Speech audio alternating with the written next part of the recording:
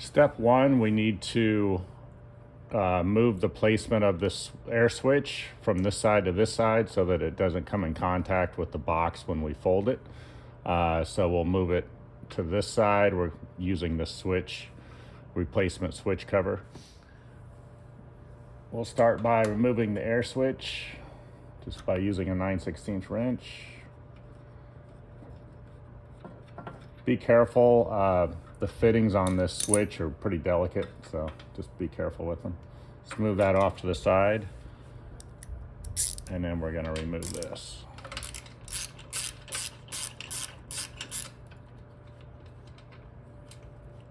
And the nut will fall down, but don't worry about it. So we're gonna take this off. Okay, now that we've removed the switch, we're going to remove this pivot bolt, each one at a time, and put this nylon spacer underneath. We're also gonna add some Loctite. Since we're not gonna be completely tightening these down, we don't want them to back out, so we're gonna use some Loctite on each one. So I'm gonna put this on like that.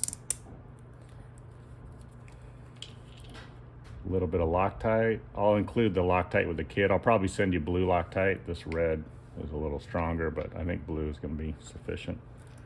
And so we're going to put these back in. And we just want it to be like one finger tight. We don't want it too tight because we're going to be using this as a pivot. So we're going to do this one, the one below, one here, and then there's the 4 on the lower section. Okay, now that we've replaced or removed the pivot bolts on each section, top and bottom, and put in the spacer and some Loctite, and we've just brought them down to where they're snug, not too tight so it can pivot. Now we're going to replace the air switch. All right, we're gonna replace the air switch bracket, and when we remove this, the nut has fallen down in here, so with a magnet you can grab it, bring it up, and then I like to use a screwdriver just to kind of hold the nut so it doesn't fall down. And you can start it with your finger. Once you got it started, then you can bring it up here.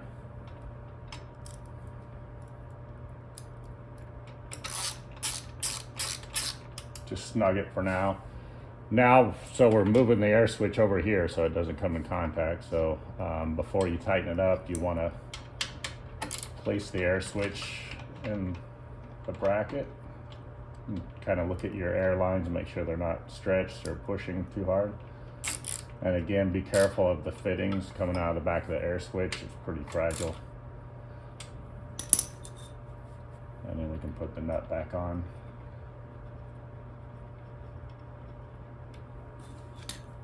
And a 9/16 wrench.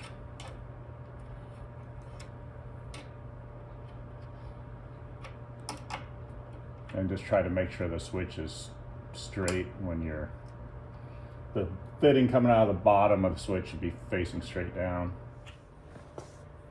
Okay, now we're going to replace the outer mounting bracket, the foot bracket. We're going to start by removing the bolts that hold it to the floor.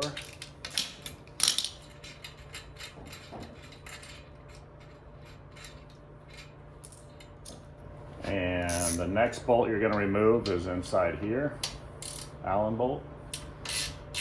Back it out.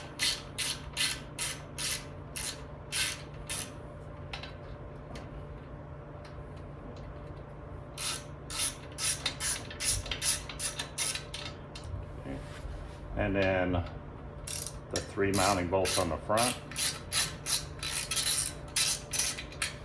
Really make sure when you're using these Allen bolts that you've got the Allen socket completely in the bolt, because some of these bolts can get tight and you don't want to strip them out when you're removing them.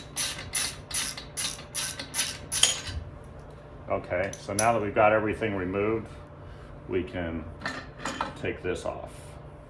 Okay, the next step is to replace the standard foot with the new upgraded split foot. So I'm going to start by removing this one.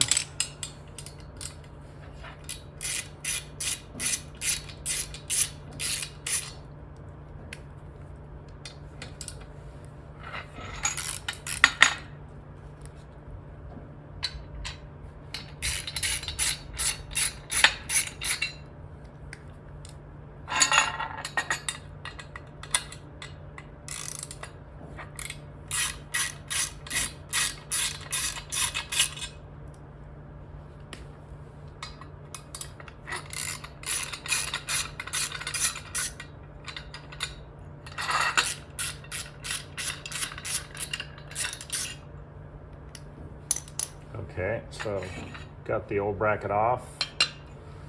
And now there's a front and back to this, so you want this kip handle facing the back and the one with the slot facing forward. We're putting on the new split foot, and we need to make sure that there's two sides to this. This side has the double nut in it, and then this side has the double and the triple. We want to make sure the double and the triple side, that this end is facing the TagBot. So we're going to start with the back side. We're going to connect this.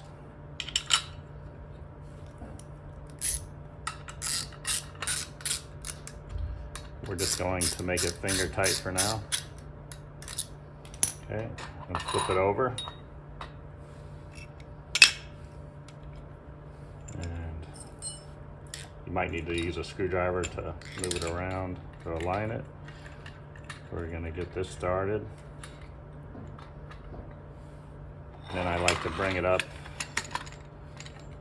and just make sure everything is square and aligned before I tighten it all up. Okay.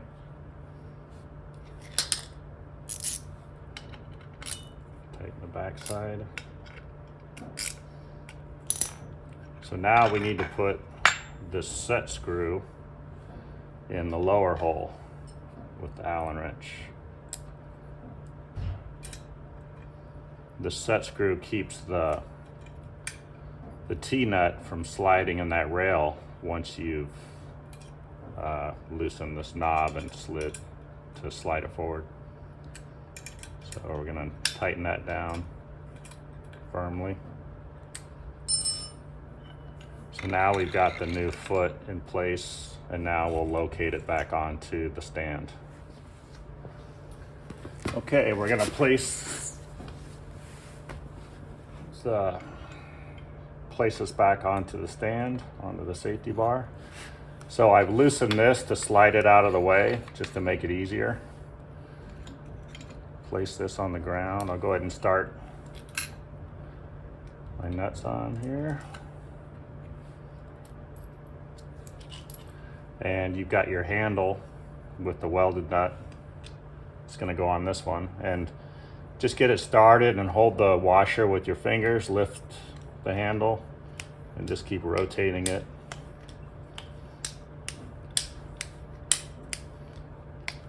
Until it's tight. Okay, I'm going to back it back off now so this flows around nicely. So we need to reattach this bracket, but again our T-nut is slid down into the groove, so I'll take my magnet and grab that, slide this back over, and just kind of wiggle it until I can get it started. Okay, so I've just got that one started. That's all I need.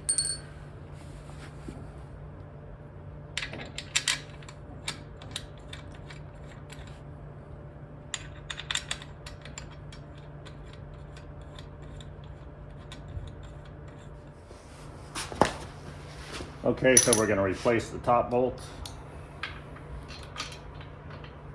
Make sure this is aligned properly. Actually has a little guide to align it onto the 80/20.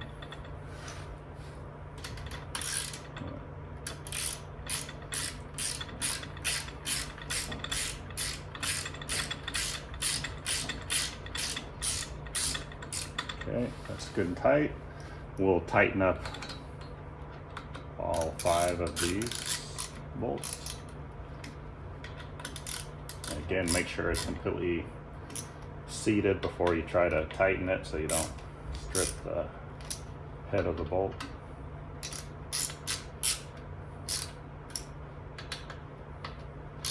And these bolts really grip because of the way they're made with this large head. It really grabs tightly, so medium force is usually enough to tighten them. And so the new foot is on and all the bolts are tight. Okay, before we tighten the bolts holding the foot to the floor, we need to check alignment. So I'm going to release the air pressure with the switch and bring this up manually with the pallets in position. And I just want to check the gap, the left and right fingers are even, and then you want to bring this up with your finger and look at it, make sure the space is even top to bottom and that this is centered on this pallet. Once that's all aligned, you can lock it down, but you can slide the bar forwards and backwards as needed, get it all aligned, and then you can lock down this back bolt. You want to make sure it's nice and tight, and then your placement is good. Now we're going to loosen this knob and allow the arm to slide forward so we can pick our secondary placement. So you release this handle 180 and then loosen this handle. Now you can slide the arm forward. All right, we're going to slide the bracket forward.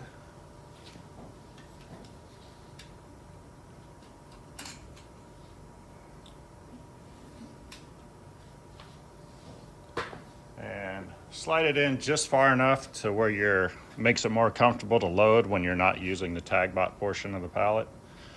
You want to slide it in the minimum amount necessary. And then I would put a long sleeve hoodie on the pallet and rotate it around, make sure it's not going to catch on anything. Again, just sliding this in the minimum amount. We still want this to be a safety bar when it's not in use.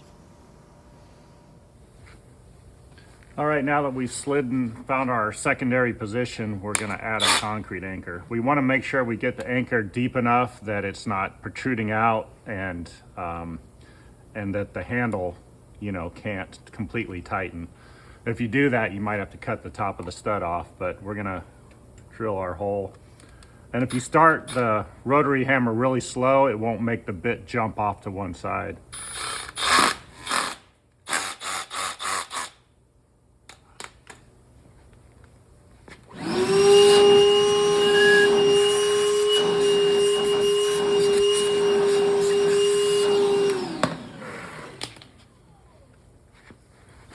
Okay, now we're going to sink. This is a 3/8. So you're going to use a 3/8 bit, and make sure you're using a rotary hammer, not a hammer drill.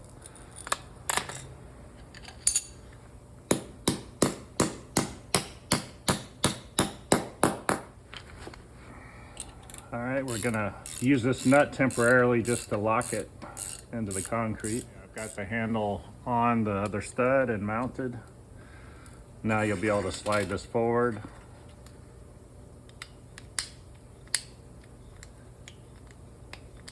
And once you've set the height once, then you can just make it so you just go 90 and slide it back.